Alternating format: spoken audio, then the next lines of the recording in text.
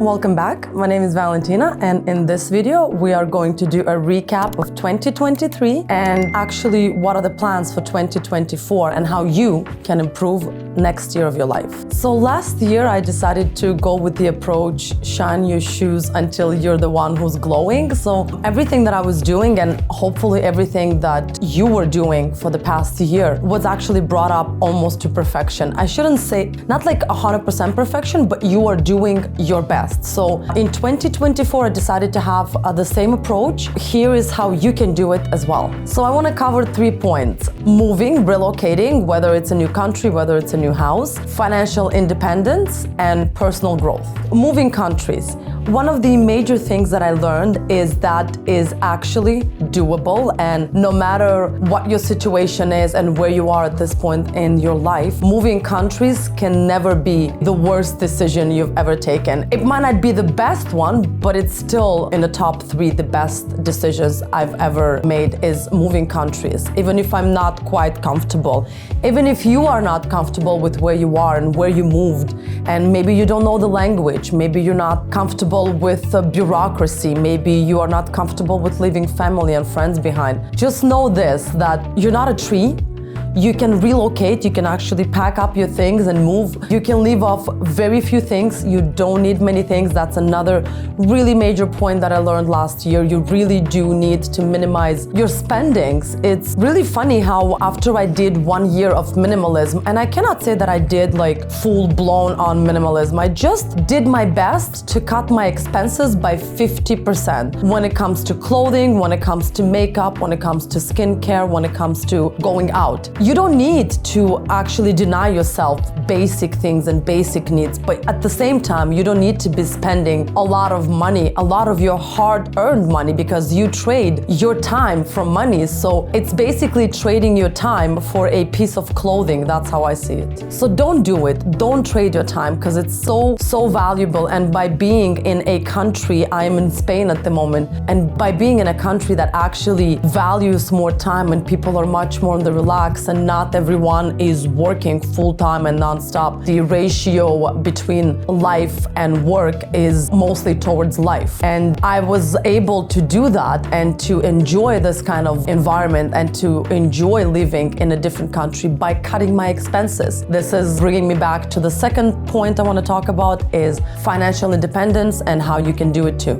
Generally, it all comes down to how much are you willing to give up in order to reach your goal? Whether it's to have one passive income, whether it's to build a business, whether it's to move countries, whether it's to move neighborhoods, it all comes down to how much you are giving up, how much you're willing to give up, whether it's your time, whether it's your expenses. You really need to recalculate all of that. And by actually giving it a good thought, by sitting down and putting down the numbers, you will be surprised how much money you are spending without even realizing. I wasn't even aware that I have so many subscriptions that I don't even use. So first thing that I did when I started my goal towards financial independence is I stopped actually purchasing all of those apps and all of those productivity apps that you think might help you. A few of them did help me and a few of them will help you, but generally the majority of them are aimed to hook you for you to pay the annual subscription and then forget about it and barely use it,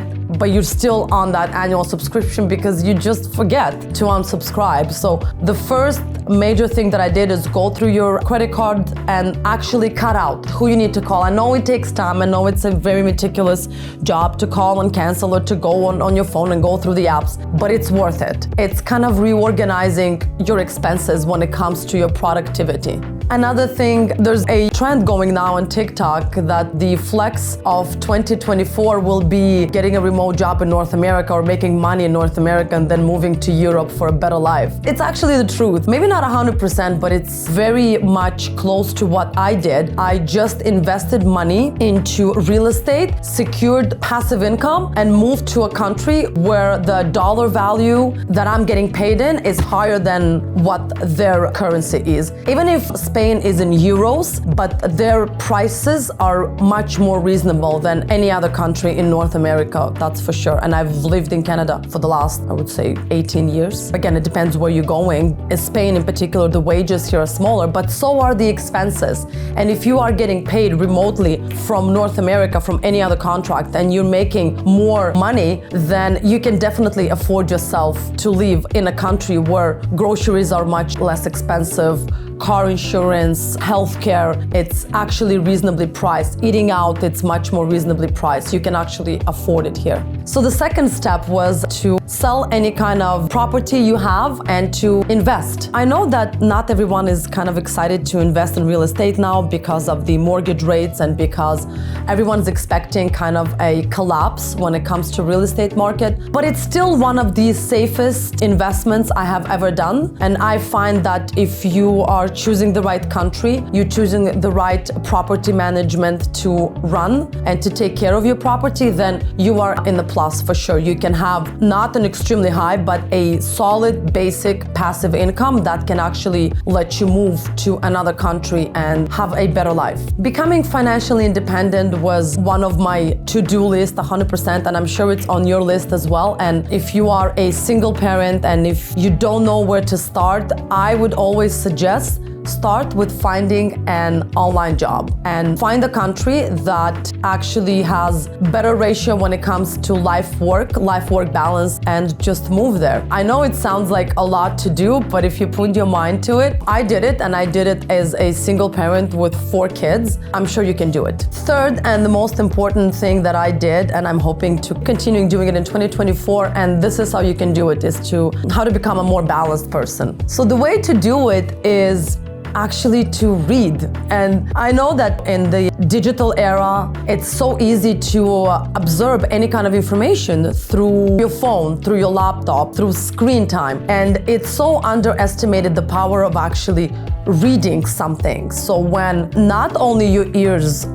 it's the only channel that memorizes information, but your eyes, it's a totally different nerve system, and it's actually proven that you will remember more of what you read as opposed to what you hear. So reading and reading diversely, don't just choose one niche and stick to it. By reading diversely, you are improving your vocabulary first and foremost, and then you're exposing yourself to different topics, which is going to help you niche down eventually the books that you do like. But generally, I find that taking a break from productivity books and moving to any kind of sci-fi books or any kind of romantic books kind of gives you a break.